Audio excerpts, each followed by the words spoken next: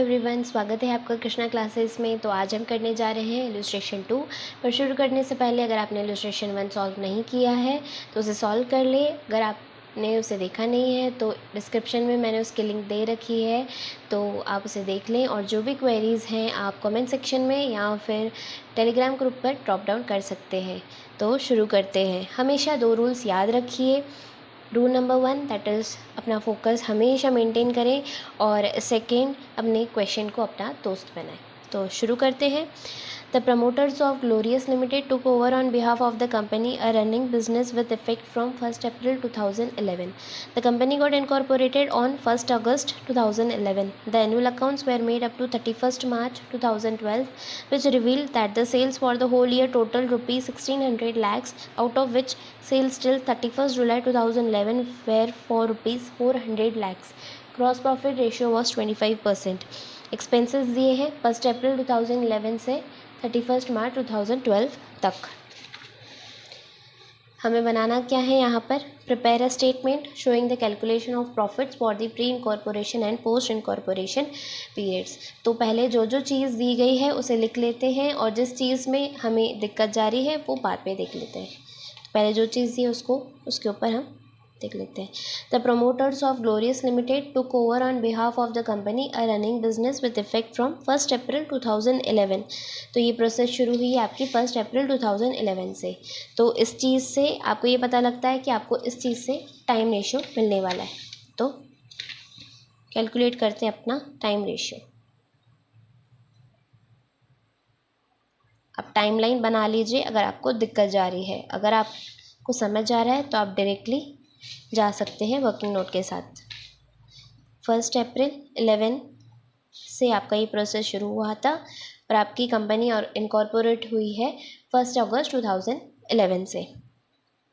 तो 31 जुलाई 11 तक ये वाला पार्ट आपका हुआ प्री, और 1 अगस्त 2011 टिल 31 मार्च 2012 ये पार्ट आपका हुआ पोस्ट। तो ये होते हैं 4 मंथ्स और ये होते हैं 8 मंथ्स। तो आपका रेशियो क्या बन जाता है? Time ratio 1:2। तो इससे हमें टाइम रेशियो मिल गया। सेकेंड चीज़ के ऊपर मूव ऑन करते हैं। The annual accounts were made up to 31 March 2012, which reveal that the sales for the whole year total rupees 1600 lakhs. आपकी टोटल सेल्स है 1600, out of which sales till 31 July 2011 were for rupees 400 lakhs. तो चलिए sales ratio ढूंढते हैं। Sales ratio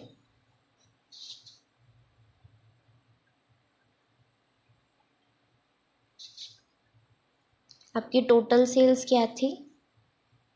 1600। दूसरी चीज़ क्या the question में कि आपकी 31 जुलाई 2011 तक सेल्स थी 400।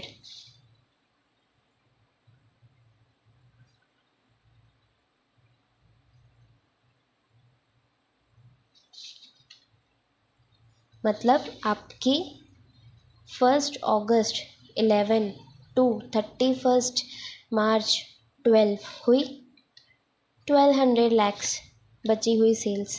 That is A minus B. और अगर आप देख लें तो ये वाला पार्ट आपका प्री वाला जाता है और ये वाला आपका जाता है पोस्ट। मतलब इससे आपको सेल्स रेशियो मिल जाता है जो आता है 400:1200 the sales ratio, that is 1:3। तो आपका टाइम रेशियो आपका सेल्स रेशियो दोनों तैयार है। अब दूसरे पार्ट पर चलते हैं क्वेश्चन के। अब बाकी के आपके एक्सपेंसेस दिए हुए हैं, ठीक है।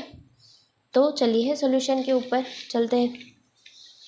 तो आपको बनाने के लिए क्या बोला था? Statement showing calculation of profits for pre and post incorporation periods आपका ईयर एंडेड क्या है वो भी आप लिख लें, 31 मार्च 2012। ठीक है, तो सबसे पहले आपके पास क्या दिया हुआ है, ग्रॉस प्रॉफिट वॉज 25%। अभी यहाँ पर ऑन कॉस्ट ऑन सेल्स कुछ दिया नहीं है, तो डायरेक्टली आप सेल्स ही मान लें। तो ग्रॉस प्रॉफिट, सेल्स आपकी टोटल है 1600 इंटू 25%, जो आता है 400। उसके बाद में आपको सारे एक्सपेंसेस दिए हुए, तो सारे एक्सपेंसेस हम लिख लेते हैं। यहाँ पर हमने अपने सारे एक्सपेंसेस लिख लिए हैं। अब देख लेते हैं इनका बेसिस। तो आपका ग्रॉस प्रॉफिट जाएगा सेल्स रेशियो में, तो सेल्स रेशियो आपका क्या निकला था, 1:3। सैलरीज आपका जाएगा टाइम रेशियो में, 1:2। रेंट भी उसी रेशियो में, सन्ड्री और एक्सपेंसेस भी टाइम रेशियो में ही। ट्रैवलर्स कमीशन ये जाएगा सेल्स रेशियो में, सेल्स से रिलेटेड। डिस्काउंट अलाउड भी सेल्स रेशियो में, बैड डेब्ट्स भी सेल्स रेशियो में। डायरेक्टर फीस ये कंपनी से रिलेटेड है, तो डायरेक्टली ये जाएगा पोस्ट में।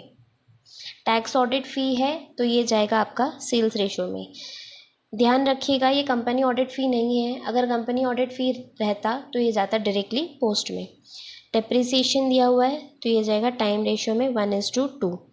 और डिबेंचर इंटरेस्ट ये कंपनी से रिलेटेड है, तो ये डायरेक्टली जाएगा पोस्ट में। तो अब एक्सपेंसेस डिस्ट्रीब्यूट कर लेते हैं। एक्सपेंसेस डिस्ट्रीब्यूट होने के बाद आप अभी निकाल लें टोटल। इस वाले पार्ट को नाम दे ए, 400, 100 एंड 300। और एक्सपेंसेस वाले पार्ट को नाम दे दे बी। इनकी टोटल निकाल लेते हैं अभी।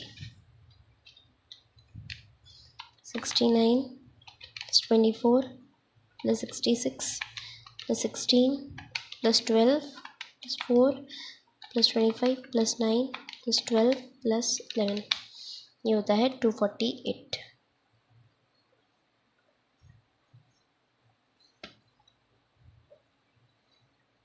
अब प्री इनकॉर्पोरेशन वाला साइड, 23 + 8 + 22 + 4 + 3 + 1 + 2.25 and 4, ये होता है 67.25। 46 + 16 + 44 + 12 + 9 + 3 + 25 + 6.75 + 8 + 11, ये आपका आता है 180.75। अब आपका प्रॉफिट निकल जाएगा, net profit, that is A minus B. ये आपका कितना आता है, 400 - 248 आता है 152। अब प्री इनकॉर्पोरेशन वाला साइड जो जाता है कैपिटल रिजर्व में, profit transfer to capital reserve, 100 - 67.25, ये कितना आता है 32.75। और आपका पोस्ट इनकॉर्पोरेशन वाला साइड ये जाएगा प्रॉफिट एंड लॉस अकाउंट में, 300 - 180.75, 119.25। तो पूरा होता है यहाँ पर हमारा इलस्ट्रेशन 2 का सॉल्यूशन। उम्मीद करती हूँ ये आपको समझ में आया होगा। अगर आपको समझ में आया तो प्लीज़ इसे लाइक कर दें और ज़्यादा से ज़्यादा लोगों तक जिन्हें इसकी ज़रूरत है उसे शेयर करें। और ऐसे ही वीडियोस के लिए आप इस चैनल को सब्सक्राइब कर दीजिए। तो मिलते हूँ आपको अपने नेक्स्ट वीडियो में। तो तब तक के लिए आप इस इलस्ट्रेशन को सॉल्व करिए और जो भी क्वेरीज़ हैं आप उसे प्लीज़ ड्रॉप डाउन कर दीजिए कमेंट सेक्शन या फिर टेलीग्राम ग्रुप पर। तो मिलते हैं नेक्स्ट वीडियो में। Bye bye guys.